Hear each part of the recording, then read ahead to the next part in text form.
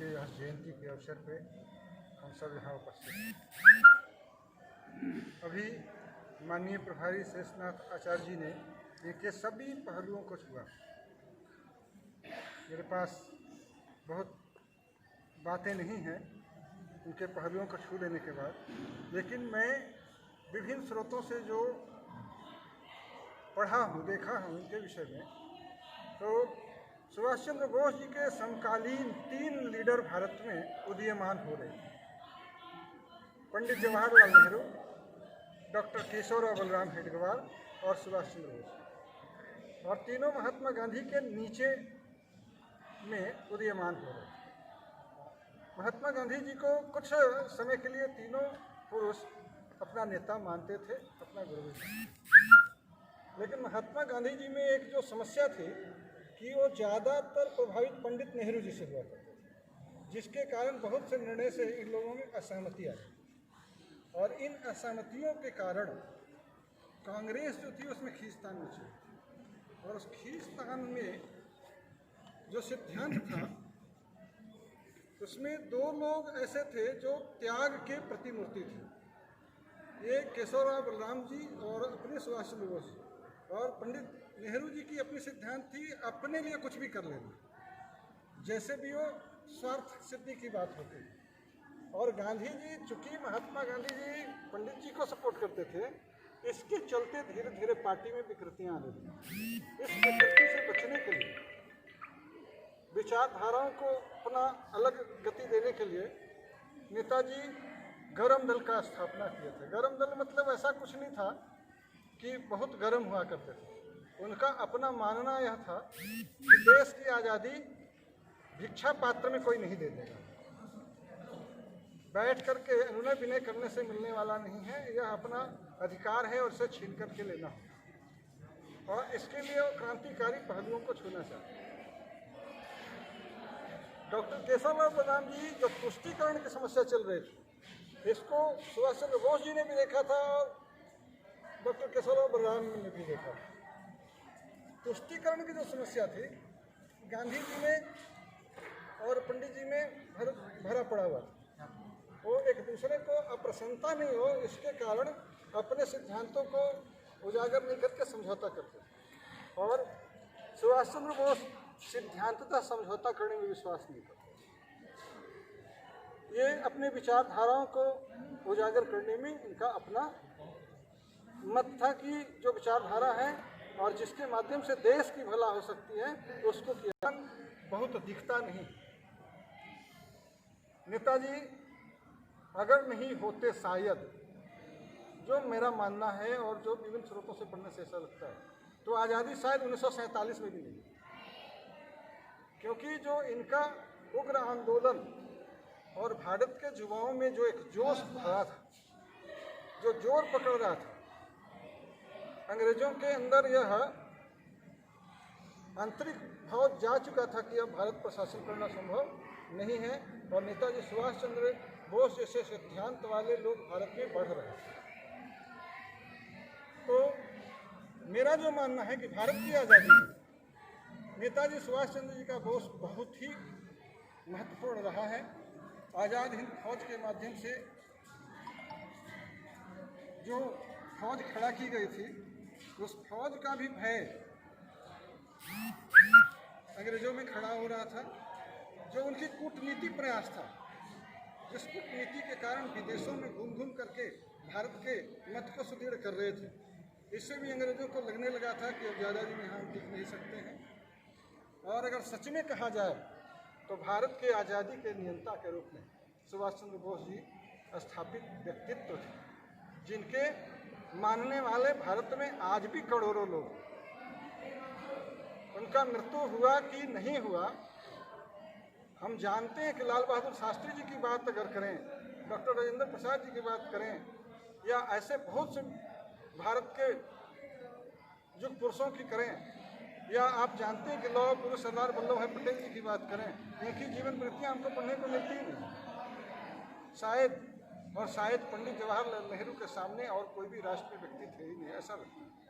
लेकिन हमें ऐसा लगता है कि सभी लोग जो त्याग और वैराग किए, अगर उनकी इतिहास और जीवनी पढ़ने को मिल जाए तो ये फीके पड़ जाएंगे। इसलिए मैं एक आग्रह करूंगा आज इनके जयंती के अवसर पर कि कहीं से भी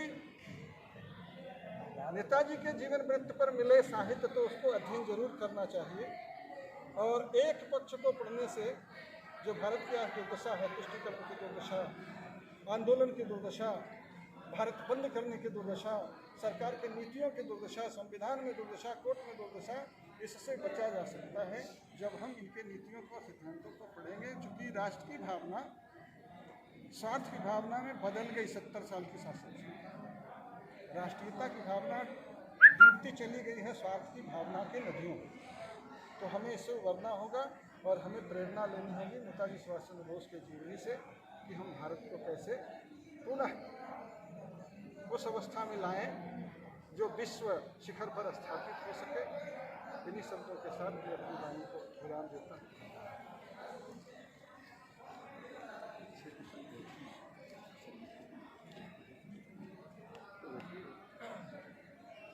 धन्यवाद पंडित अरविंद मिश्रा सर। आपने बहुत ही अपने सारगर्भित वचनों से और उद्घोष से हम लोगों को मार्गदर्शन किया और आह्वान किया कि ऐसे महान साहित्य को हम लोगों को अध्ययन करना चाहिए, इसमें कीमती मार्गदर्शन छुपा हुआ है और जो इसके दुर्लभ साहित्य है हम लोगों को निश्चित रूप से अध्ययन करना चाहिए। कार्यक्रम की अगली कड़ी में अपने विद्यालय के किशोर भारती के प्रमुख पुष्पम झा सौभाग्य से हम लोगों के बीच में मौजूद हैं, उपस्थित हैं। आपसे निवेदन है कि आज के इस कार्यक्रम में अपनी काव्य रचना प्रस्तुत कर हमें अनुग्रहित करें और कार्यक्रम को गति प्रदान करें। पुष्पम।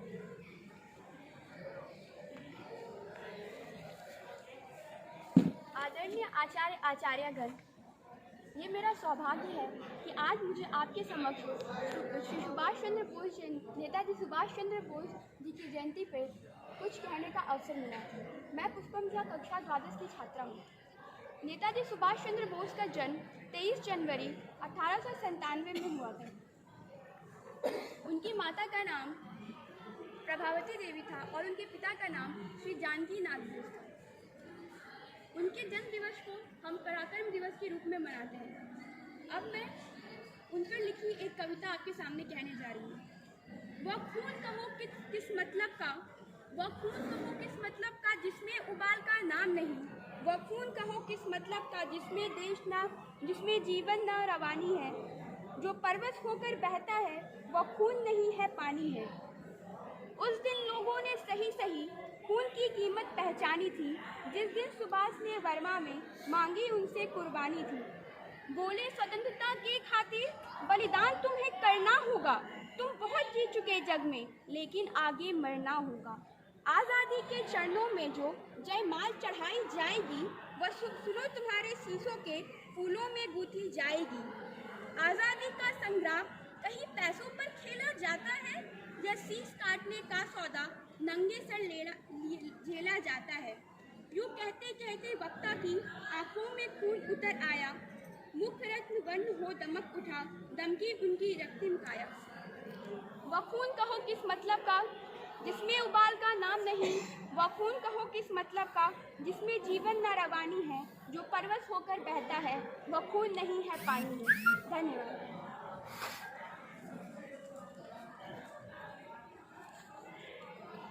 बहुत बहुत धन्यवाद। आज के इस महान कार्यक्रम में महान पुष्पम झा ने अपने किशोर भारती की तरफ से जो प्रतिनिधित्व किया है वो वास्तव में प्रशंसनीय है। और सुभाष चंद्र बोस की जयंती जो हम लोग मना रहे हैं वो वास्तव में इस विद्यालय परिवार में आज सार्थक सिद्ध हो रहा है। उस समय में भी जिस समय सुभाष चंद्र बोस बर्मा जा रहे थे और जर्मनी जा रहे थे और जापान जा रहे थे, उस समय भी और विश्व स्तर पर अंतर्राष्ट्रीय रंगमंच पर जो उन्होंने उद्घोष करने की कोशिश किया और सफलता भी उनको मिली अंतर्राष्ट्रीय स्तर पर, उसमें भी फंड की आवश्यकता हुई होगी। किसने दिया उस कोष को? कहाँ था वो बैंक? लेकिन यह एक चिंतन का विषय है। और उस समय कोई विद्यालय परिवार नहीं था कि कहीं बच्चों से कोई फीस कलेक्शन करके सुभाष चंद्र बोस जो है वो इस संगठन को चला रहे होंगे। तो अधिकोष कहीं से भी आ सकता है, जहां से भी, जिन स्रोतों से भी हो। आज हमें ये चिंतन करने का विषय है इस पूरे विद्यालय परिवार को। और मैं यह घोषणा करना चाहता हूं कि जितने भी हमारे अधिकारी बंधु हैं, माननीय सुभाष चंद्र बोस की जीवनी को पढ़ें और इनके दुर्लभ साहित्य को पढ़ें और अपने अंदर थोड़ा झांक करके देखें कि उनमें क्या कमी है और हमारे अंदर क्या कमी है, उन्हें बताने का प्रयास करें। और ऐसा हम करने में अगर सक्षम होते हैं तो मैं यह मान लूंगा माननीय सुभाष चंद्र बोस की जयंती आज ये सार्थक सिद्ध हो। नहीं, यह मात्र एक औपचारिकता है जो हम मनाते हैं।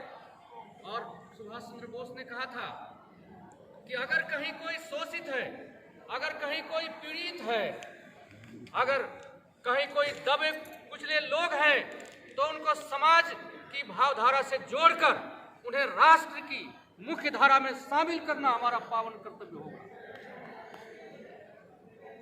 इसलिए इस दिशा में हम लोग का ये पावन कर्तव्य होगा कि हमें ये काम करके दिखाना होगा। और आचार्य वो फौलादी शक्ति है, वो इस्पाती शक्ति है जो बोकारो इस्पात नगर की धरती पर वो कुछ व्यवस्था कर सकती है और बहुत ही अच्छे अच्छे काम करके वो दिखा सकती है। और ये त्रिसी, बोकारो त्रिसी वो पावन धरती है भारतवर्ष की, और वो इस महानगर की केंद्र बिंदु है, न्यूक्लियस है, जहां से तमाम प्रकार की शक्तियां अर्जित होकर के पूरे आसमान में गुंजायमान होती है। इसलिए मैं सभी आचार्य बंधु और तमाम किशोर भारती के जो प्रमुख हैं और जो पूर्व छात्र हमारे हैं, उनसे मैं आह्वान करना चाहता हूं कि इस विद्या मंदिर की व्यवस्था में अपनी थोड़ा जान फूंकने का प्रयास करें, तो बहुत ही मैं ये समझूंगा कि आज की जयंती ये सार्थक सिद्ध होगी। और आगे अगर हमारी और कोई भगिनी है, दीदी जी हैं, आइए। अर्चना जी से निवेदन है, अर्चना जी आप जी है, और आपसे निवेदन है कि आज के इस पावन जयंती पर आप अपनी कविता को सुनकर प्रदान करें।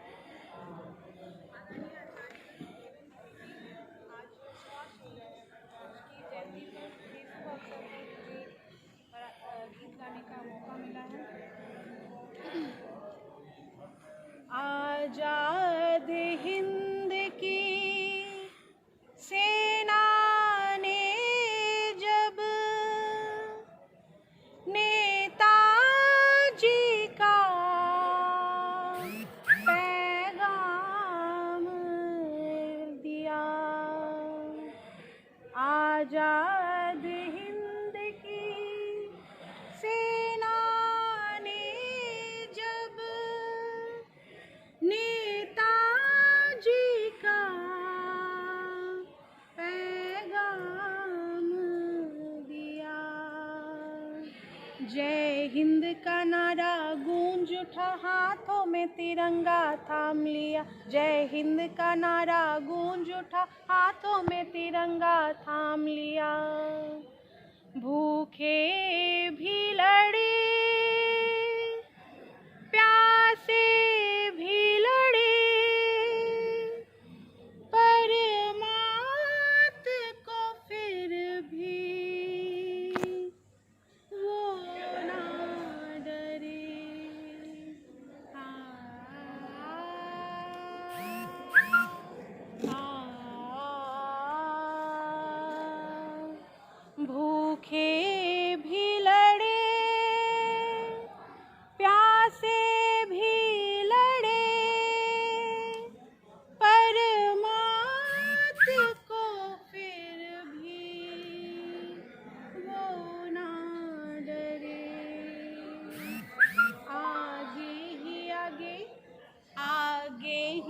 आगे बढ़ते चले, पीछे न मुड़ने का नाम लिया। आगे ही आगे बढ़ते चले, मुड़ने का न पीछे नाम लिया। जय हिंद का नारा गूंज उठा, हाथों में तिरंगा थाम लिया। जय हिंद का नारा गूंज उठा, हाथों में तिरंगा थाम लिया। हिंदू आजादी जान गए, भाई को भाई पहचान गए।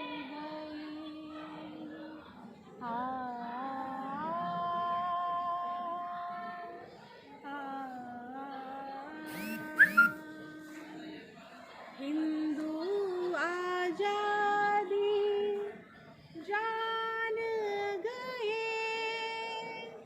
भाई को भाई पहचान गए। नेताजी के मैखाने से, नेताजी के मैखाने से आज़ादी का दामन थाम लिया। नेताजी के मैखाने से आज़ादी का दामन थाम लिया। जय हिंद का नारा, जय हिंद का नारा गूंज उठा, हाथों में तिरंगा थाम लिया। जय हिंद का नारा गूंज उठा, हाथों में तिरंगा थाम लिया। जय हिंद का नारा गूंज उठा, हाथों में तिरंगा थाम लिया। धन्यवाद। बहुत बहुत धन्यवाद। कार्यक्रम में चार चांद लगा दिए इस गीत ने, और ये कार्यक्रम बहुत ही सफलतापूर्वक आज संपन्न हुआ है। और अब मैं कार्यक्रम के अंत में माननीय वीरेंद्र प्रताप सिंह जी से निवेदन करता हूँ कि धन्यवाद ज्ञापन का कार्य संपन्न करें। को मौका मिला एक साथ बैठने का, और सुभाष चंद्र बोस जयंती के अवसर पर मुझे जो दायित्व मिला, इसके लिए मैं विद्यालय अपने मीडिया प्रमुख प्रांत से जुड़ने वाले कुणाल जी को धन्यवाद देता हूँ।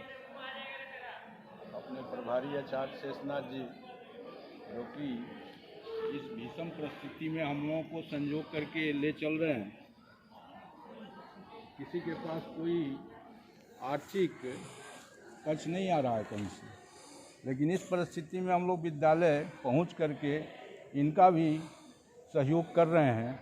इसके लिए बहुत बहुत धन्यवाद, जो एक साथ आकर के बैठ करके हम लोगों ने समय दिया।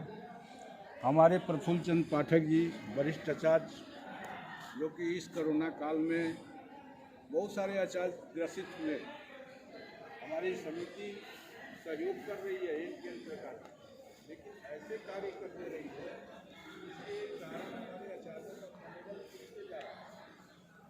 थोड़ा सा अगर सहयोग करें, अगर मनोबल हाई हो, हमारी रचना दीदी,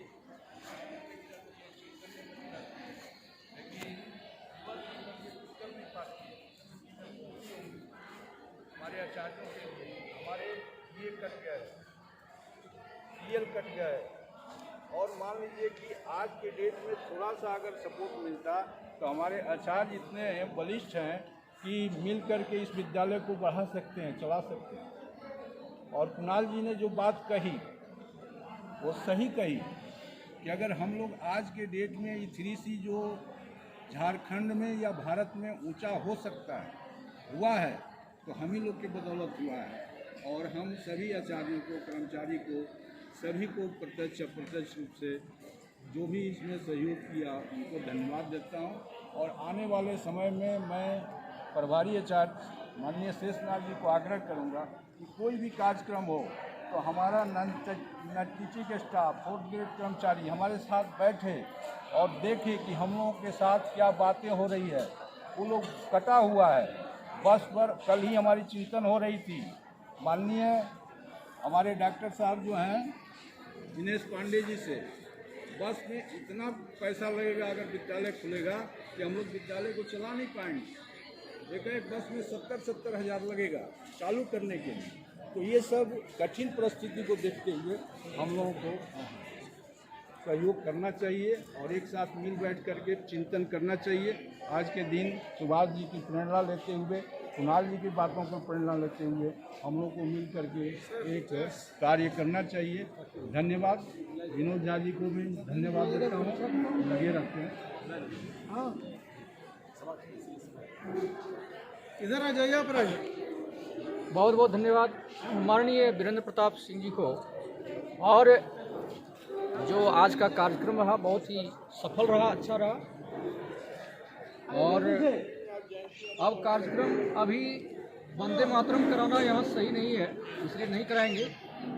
इसलिए यहाँ से सावधान की स्थिति जब होगी तो सब लोग इकट्ठा हो जाएंगे, है कि नहीं? भारत माता की, भारत माता की। सावधान प्रतिष्ठा।